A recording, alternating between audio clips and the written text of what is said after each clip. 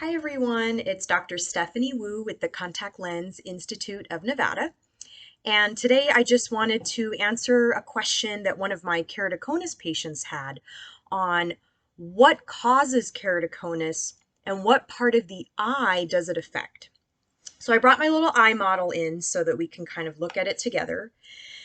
And so knowing what's going on with your eye, it's really important to realize that there's a clear membrane that covers the front portion of the eye.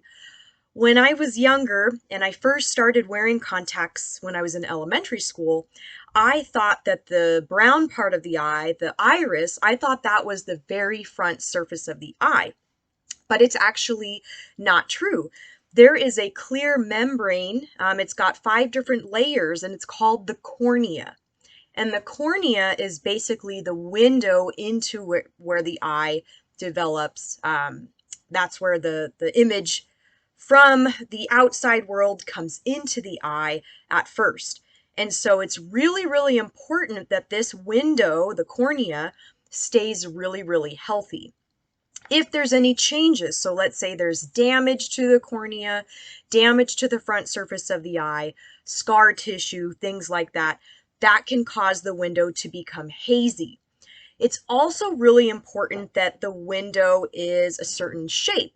So if you think of your windshield, if it's a nice smooth shape, that allows you to see all the cars and all the mountains and things like that, and everything looks really clear.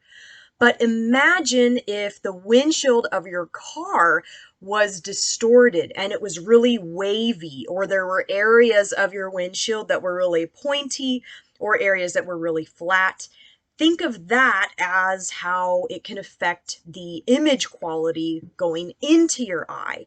So if you have a cornea that is either really hazy from some eye disease or some trauma or something that's happened, that's one thing that can cause the vision to be distorted. Or if the shape of the eye is distorted in some way. So going back to our example of the windshield having a bulge onto it, that would kind of be really similar to what keratoconus is. So instead of this front shape of the eye, the cornea being nice and smooth and one shape and very regular in shape, keratoconus patients have a problem with the cornea where it actually bulges out.